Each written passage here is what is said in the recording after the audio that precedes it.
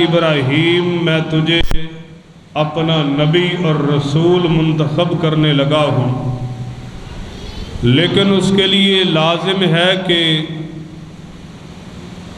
ہر معاملے میں میری اطاعت اور فرمانبرداری کرنی پڑے گی۔ تو حضرت ابراہیم نے عرض کیا کہ اسلمت لرب العالمین، اے اللہ جس طرح آپ کہیں گے میں حاضر ہوں۔ اللہ احکم الحاکمین نے اپنے خلیل کو نبوت عطا کر دی، اور نبی جو ہے اس کے آنے کا مقصد ہی یہی ہوتا ہے خالق کا پیغام اس کے بندوں تک پہنچایا جائے، جو شرعی احکام اللہ رب العالمین عطا کرتے ہیں اس کی مخلوق تک پہنچانا یہ نبی کا کام ہے۔ نبی کا معنی یہ ہے خبر دینے والا، رسول کا معنی ہے پیغام دینے والا، یعنی اللہ کی طرف سے جو پیغام ملا ہے من و عن اس کے بندوں تک پہنچانا یہ نبی اور رسول کی ڈیوٹی ہوتی ہے۔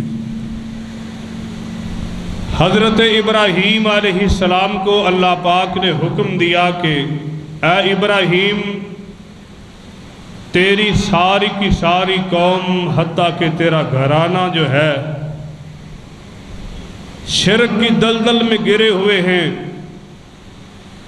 اب میں یہ چاہتا ہوں کہ میری توحید کا اعلان کر لوگوں کو پیغام دے کہ لوگوں عبادت کے لائق صرف اور صرف اللہ ہی کی ذات ہے۔ اور قرآن حکیم اگر آپ پڑھیں، جناب آدم سے لے کے حضرت رسول اللہ تک جتنے بھی نبی اور رسول آئے ہیں، تمام انبیاء کی دعوت، تمام تر رسولوں کی دعوت یہی تھی کہ لوگوں کو انہوں نے یہی کہا ہے کہ لوگوں قولوا لا الہ الا اللہ۔ آدم سے لے کے حضرت رسول اللہ تک تمام نبیوں کا پیغام یہی تھا، تمام رسولوں کا پیغام یہی تھا کہ لوگوں ایک اللہ کے سامنے جھکنے والے بن جاؤ۔ اب ابراہیم علیہ السلام کو بھی اللہ پاک نے یہی حکم دیا کہ میری توحید جو ہے یہ سناؤ، اعلان کرو کہ تمہارا خالق اور مالک ایک ہے، عبادت بھی اسی ہی کی کرنی۔ جناب ابراہیم علیہ السلام کہتے ہیں اللہ جی آغاز کہاں سے کروں؟ عرش والا رب کہتا ہے کہ اے ابراہیم اپنے گھر سے آغاز کرنا ہے۔ سب سے پہلے اپنے باپ کو دعوت دے جو بہت بڑا بت گر بھی ہے، بت فروش بھی ہے۔ سب سے پہلے اپنے باپ آزر کو دعوت دے کہ ان بتوں کو چھوڑ کے ایک اللہ کو ماننے والا بن جائے۔ اور میرے بھائیوں یہ کام بڑا ہی مشکل ہے۔ میں اور آپ باہر بڑی بڑی باتیں کر لیتے ہیں، ممبر پہ کھڑے ہو کے واز کرنا بڑا آسان ہے، لیکن گھر والوں کو دین کی دعوت دینا، اپنے والدین کو، بیوی بچوں کو، اپنے احباب کو اپنے گھر میں دعوت دینا دین کی، یہ بہت مشکل کام ہے۔ اللہ رب العالمین فرماتے ہیں کہ ابراہیم اپنے گھر سے آغاز کرنا ہے۔ سب سے پہلا مرحلہ یہی ہے اپنی ذات کے بعد کہ اپنے گھر سے۔ قرآن بھی یہی کہتا ہے کہ قوا انفسکم واہلیکم نارا، اپنے آپ کو اور اپنے گھر والوں کو جہنم کی آگ سے بچا لو۔ تو حضرت ابراہیم علیہ السلام نے کہا اللہ جی میں حاضر ہوں، باپ کو دعوت دی، سورہ مریم میں موجود ہے۔ حضرت ابراہیم علیہ السلام نے باپ سے کہا کہ یا ابت لم تعبد ما لا يسمع ولا يبصر ولا یغنی عنک شیئا۔ جب دعوت دی کہ اے والد گرامی، جن بتوں کو اپنے ہاتھوں سے آپ بناتے ہیں پھر انہی کے سامنے سجدہ ریز ہو جاتے ہیں، یہ نفع نقصان کے مالک نہیں۔ جب ان کو بلایا جائے یہ آپ کی پکار کو سننے والے نہیں۔ جب آپ ان کے پاس جاتے ہیں ان کو نظر نہیں آتا کہ ہمارے پاس کون آیا ہے، نفع نقصان کے مالک نہیں، ان کو سنائی نہیں دیتا، دیکھ نہیں سکتے۔ تو ایک ہی حل ہے کہ یا ابت انی قد جاءنی من العلم ما لم یاتی کا فتبینی اہدی کا صراطا سویا۔ والد گرامی ایک ہی حل ہے میرے پاس، اللہ نے شریعت کا علم اللہ نے مجھے عطا کیا ہے، اس کی تابعداری کر لیں، اس کو مان لیں۔ باپ نے انکار کر دیا، کہا کہ بیٹے اگر اس دعوت سے تو باز نہ آیا، کالا اراغب انت عن آلہتی یا ابراہیم، اگر یہ منہج نہیں چھوڑو گے، یہ ایک اللہ کی دعوت اگر نہیں چھوڑو گے تو پھر میں تجھے سنسار کر دوں گا، یا پھر میرا گھر چھوڑ کے چلا جا۔ کبھی واپس نہ ملیہ کا معنی فار ایور چھوڑ کے چلے جاؤ۔ حضرت ابراہیم علیہ السلام نے کہا بابا گھر چھوڑنا منظور ہے لیکن اللہ کی توحید سے باز نہیں آ سکتا۔ پھر اللہ کی طرف سے حکم ہوا کہ اے ابراہیم اب یہی دعوت جو ہے ایک اللہ کی دعوت وقت کے ایوانوں میں بھی اعلان کر دے۔ حضرت ابراہیم علیہ السلام نمرود کے پاس پہنچے اللہ کے کہنے پہ، اور قرآن نے اس بات کا تذکرہ کیا ہے حضرت ابراہیم سے۔ اس نے پوچھا کہ تیرا رب کون ہے؟ تو آپ فرماتے میرا رب وہ ہے جو زندگی اور موت کا مالک ہے۔ کہنے لگا یہ تو میں بھی کر سکتا ہوں۔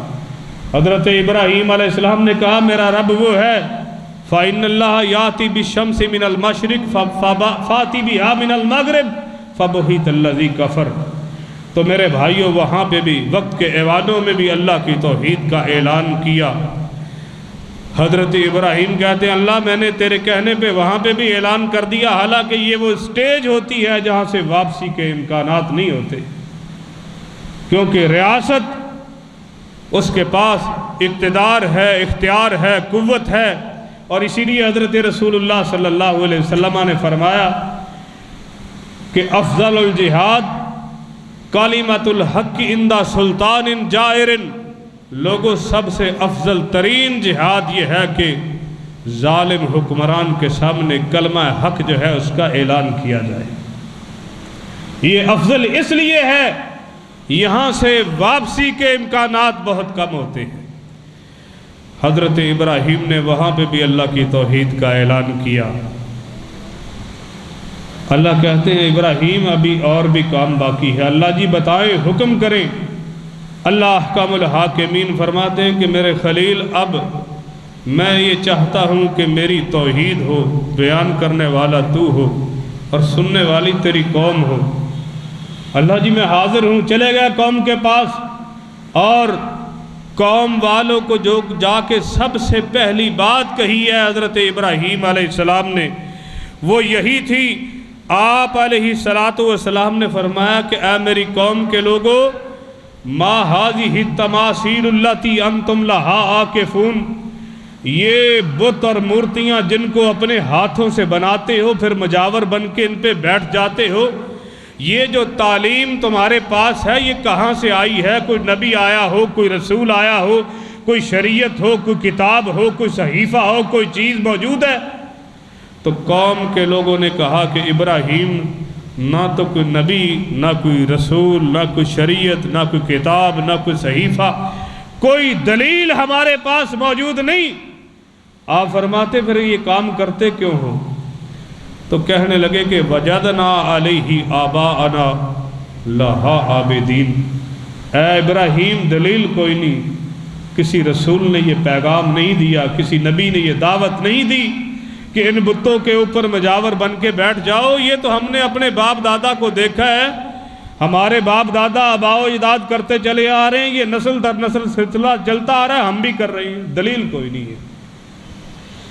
آپ فرماتے میری قوم کے لوگوں تمہاری عقل پہ افسوس ہے کہ تم بھی اور تمہارے آباء و اجداد بھی کھلی گمراہی میں اللہ کو چھوڑ کے تمہارا خالق اور مالک جس نے پیدا کیا ہے، جس نے عدم سے وجود دیا تمہیں، عبادت کے لائق وہ تھا، اس کو چھوڑ کے تم نے بھی اور تمہارے آباء و اجداد نے بھی یہ جو سلسلہ شروع کیا ہوا ہے بغیر دلیل کے، اور تم مان بھی رہے ہو کہ ہمارے پاس کوئی دلیل کوئی نہیں ہے، کوئی کتاب کوئی نہیں، کوئی شریعت کوئی نہیں، کوئی نبی اور رسول یہ پیغام نہیں لے کے آیا، پھر بھی لگے ہوئے ہو۔ حق اور باطل جو ہے اس کا یہ معرکہ شروع ہوا۔ اللہ کے خلیل نے ایک اللہ کی دعوت جو ہے وہ جاری رکھی، جب بھی موقع ملتا اللہ کے دین کی دعوت دیتے، لوگوں کو سمجھاتے کہ لوگوں ایک اللہ کی طرف آ جاؤ، ایک اللہ کے ماننے والے بن جاؤ، ایک اللہ کے سامنے جھکنے والے بن جاؤ۔ تو میرے بھائیوں، یہ دعوت کا کام جاری ہے۔ ایک دن ایسا بھی ہوا کہ حضرت ابراہیم علیہ السلام کی جو قوم تھی، ان کا ایک سالانہ ایک میلہ ہوا کرتا تھا۔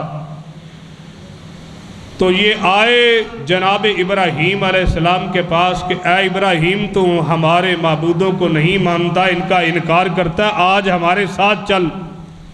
جس طرح ہمارے پاکستان میں، ہندوستان میں، بنگلہ دیش میں آئے دن آپ دیکھتے ہیں کہ عرس مبارک ہو رہے ہوتے ہیں، تو یہ جناب ابراہیم علیہ السلام ان کی قوم کا سالانہ ایک تہوار ہوا کرتا تھا۔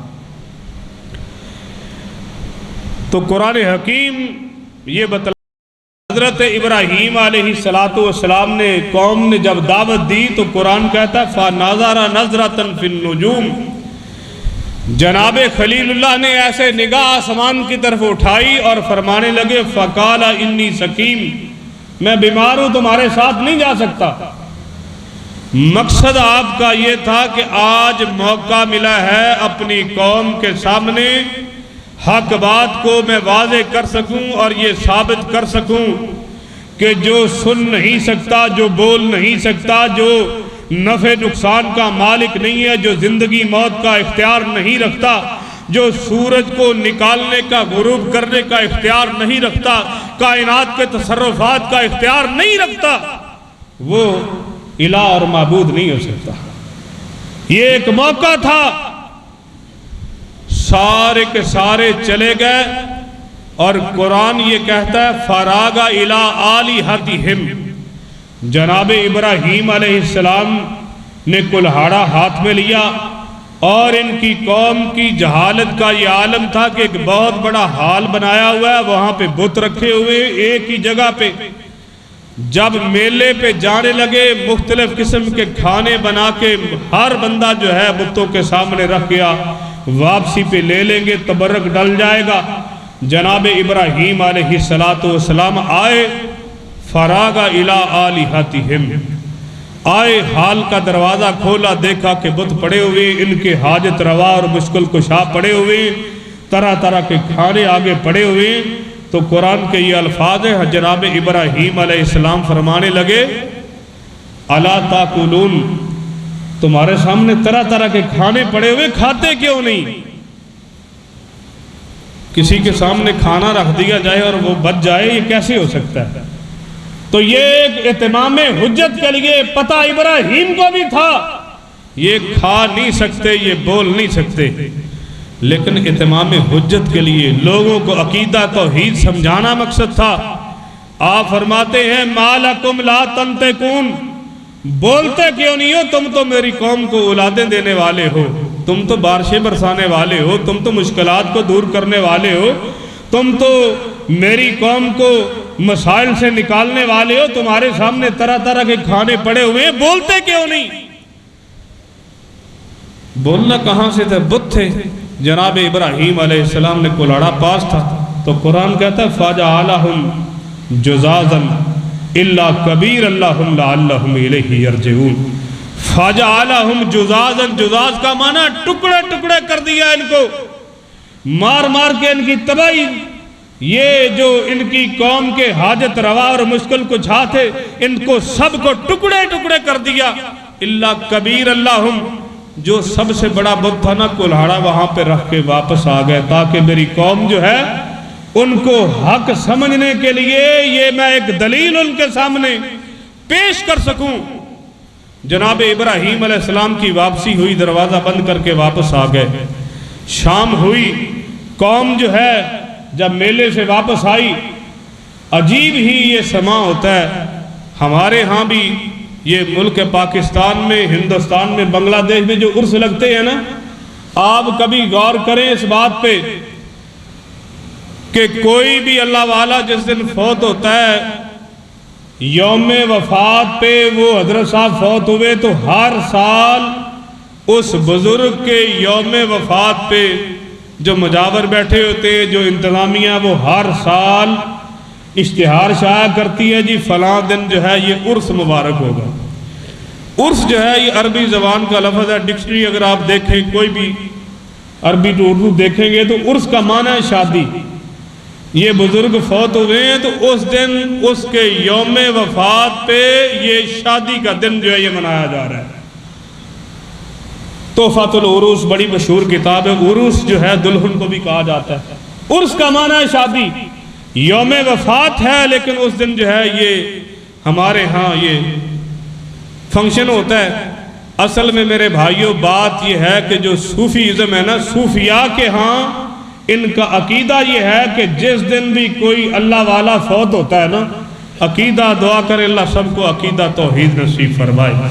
ان کے عقیدے کے مطابق جس دن کوئی بھی اللہ والا فوت ہوتا ہے، نعوذ باللہ من ذالک ثم نعوذ باللہ، صوفیاء کے عقیدے کے مطابق اس کی شادی جو ہے نعوذ باللہ اللہ پاک سے کر دی جاتی ہے، اور اسی بنیاد پہ ہر سال یوم وفات پہ عرس کا جو ہے وہ اشتہار نکالا جاتا ہے۔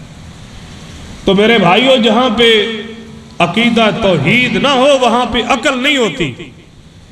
توحید اور عقل جو ہے یہ ایک جگہ پہ، جہاں پہ توحید ہوگی وہاں پہ عقل ہوگی، شرک جہاں پہ ہوگا وہاں پہ عقل نہیں آئی۔ شرک اور عقل یہ متصادم ہیں، عقیدہ توحید جب ہوگا تو وہاں پہ عقل ہوگی، اگر شرک ہوگا دماغ کے اندر پھر عقل نہیں ہوگی۔ قوم جو ہے جناب ابراہیم علیہ السلام کی واپس آئی، شام کو دروازہ کھولا، جو کھانے رکھ کے گئے تھے وہ تبرکن لے جاتے ہیں، دروازہ کھولا تو قرآن یہ بتلاتا ہے قوم کے لوگوں نے دیکھا حالات ہی بدلے پڑے ہیں۔ قرآن کے لفظ ہیں، کہنے لگے قالوا من فعل ھذا بآلہتنا یا قالوا من فعل ھذا بآلہتنا انہ لمن الظالمین۔ لوگ کہنے لگے بھی ہمارے ان معبودوں کے ساتھ جس بندے نے یہ ظالمانہ سلوک کیا ہے، اتنا بے رحمی کے ساتھ ان کا قتل عام کیا ہے، ٹکڑے ٹکڑے کر دیے، یہ بندہ بڑا ہی ظالم ہے۔ اب قوم کے لوگ سوچنا شروع ہو گئے کہ یہ کام کر کون سکتا ہے، سوچتے رہے بھی آخر یہ بندہ کون ہو سکتا ہے۔ سوچتے سوچتے کچھ لوگ بولے، کہنے لگے قالوا سمعنا فتى یذکرہم یقال لہ ابراہیم۔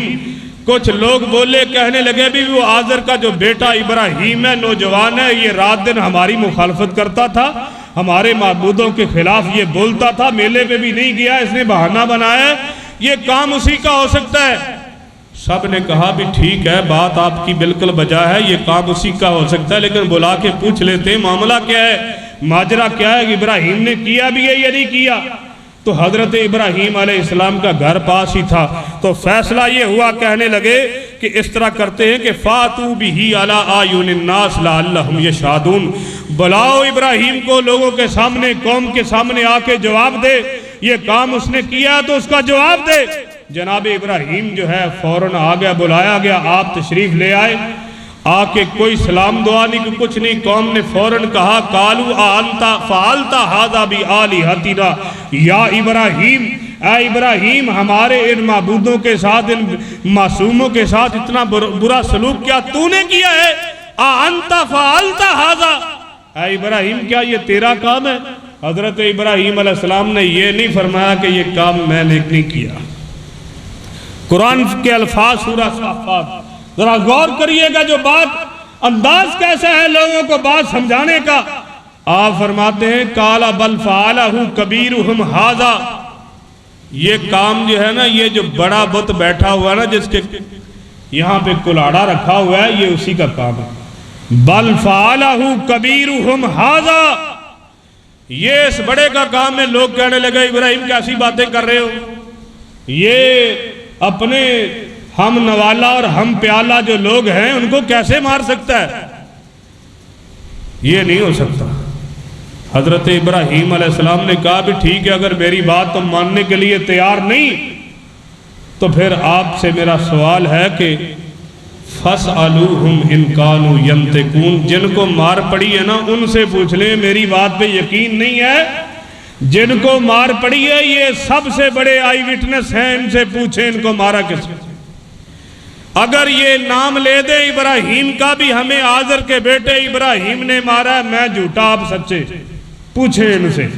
اصل میں حضرت ابراہیم قوم کو یہ دکھانا چاہتے تھے، یہ سمجھانا چاہتے تھے جو بولنے کے قابل نہ ہو وہ حاجت روا اور مشکل کشا نہیں ہو سکتا، اس کی عبادت نہیں ہو سکتی۔ قوم کو یہ دکھانا چاہتے تھے، اے میری قوم کے لوگوں، تم ان سے بارشیں مانگتے ہو، اولادیں ان سے مانگتے ہو، مشکل کشائیاں اور حاجت روائیاں ان سے کرواتے ہو، یہ تو بیچارے بولنے کے قابل بھی نہیں۔ آپ فرماتے پوچھو ان سے، اگر یہ میرا نام لیں، میرا نہیں کسی اور کا نام لیں گے، جن کو مار پڑی ہے وہ موقع کے گواہ ہیں، پوچھیں ان کو مارا کس نے ہے۔ اب قرآن کے الفاظ ہیں، قرآن یہ کہتا ہے کہ ان کو پتہ چل گیا تھا بھی یہ بولتے، ان کے اندر بولنے کی ہمت اور طاقت نہیں ہے۔ قرآن کے الفاظ ہیں ثم نوکسو علی رؤوسہم، ہمارے وہ پنجابی میں کہتے ہیں سر سے پانی پہ آ جانا، ایسے سر جھک گئے، ثم نوکسو علی رؤوسہم، سارے سر نیچے کیے ہوئے ابراہیم کے سامنے کھڑے ہیں۔ آپ فرماتے ہیں قوم کے لوگوں پوچھو ان سے، ان کو مار کس نے دی ہے، کس نے مارا ہے ان کو؟ میرا ایسے ہی نام لے رہے ہو، پوچھو تو صحیح پہلے۔ اور حضرت ابراہیم علیہ السلام کی بات بھی بڑی معقول تھی، بھی یہ بتائیں گے بھی کہ مارا کس نے ہے۔ اب بولنا نہیں چاہتے تھے اور کوئی حل بھی کوئی نہیں تھا ان کے پاس۔ قرآن کہتا ہے، کہنے لگے کہ اے ابراہیم لَقَدْ عَلِمْتَ مَا هَؤُلَاءِ يَنْطِقُونَ، قرآن کے الفاظ پہ غور کریے گا۔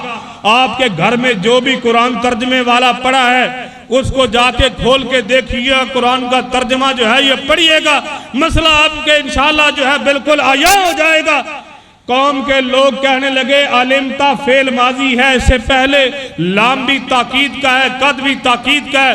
قوم کے لوگ کہنے لگے لقد علمتا، لام تاکید کا، قد تاکید کا، علمتا فعل ماضی۔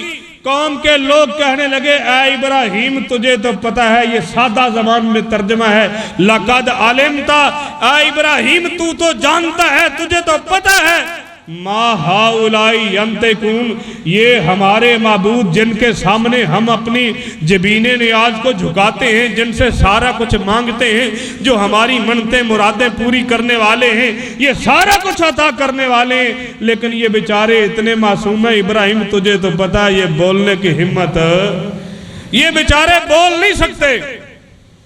حضرت ابراہیم علیہ السلام فرماتے ہیں میری قوم کے لوگوں، کیسے تم جو ہے باشعور لوگ ہو، بڑے بڑے چودھری دنیا دار، ہر چیز تمہارے پاس، اللہ نے فہم و فراست تمہیں عطا کی ہوئی ہے لیکن استعمال نہیں کرتے۔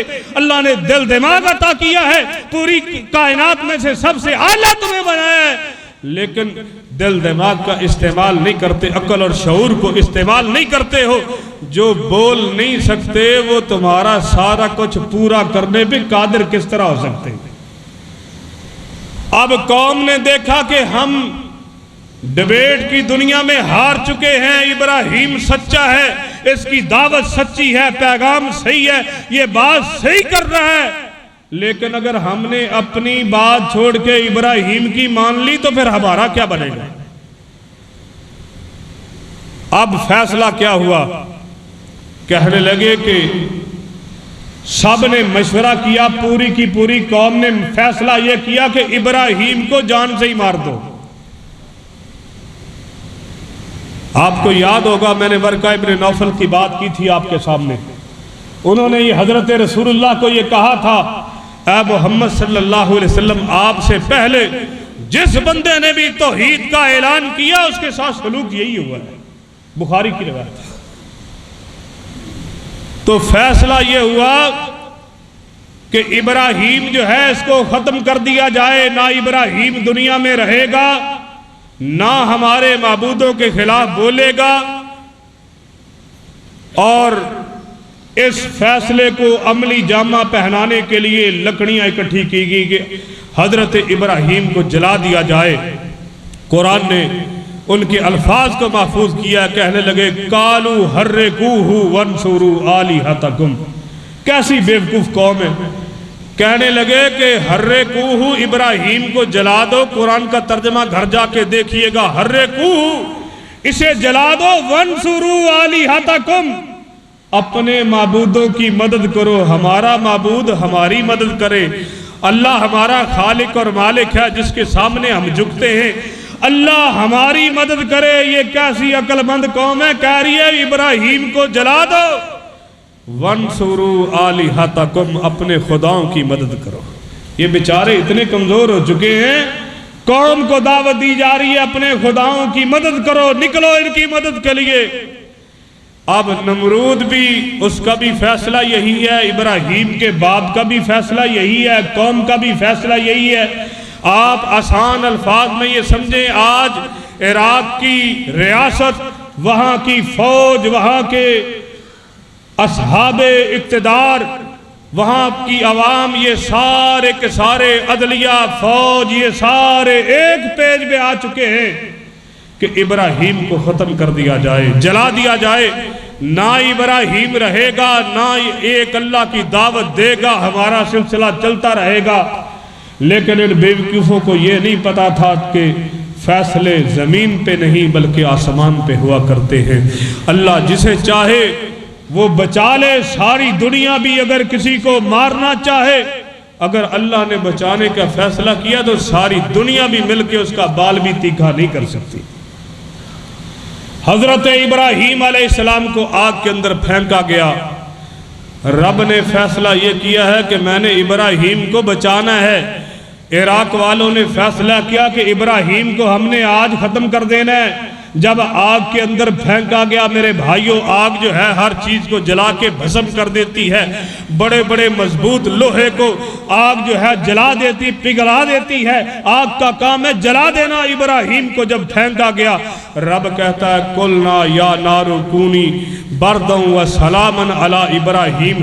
رب کہتا ہے، آگ کو حکم دیا کہ اے آگ، آج دنیا والوں نے ابراہیم کو مٹانے کا فیصلہ کیا، لیکن میں نے بچانے کا فیصلہ کیا ہے۔ تو ٹھنڈی ہو جا، سلامتی والی بن جا۔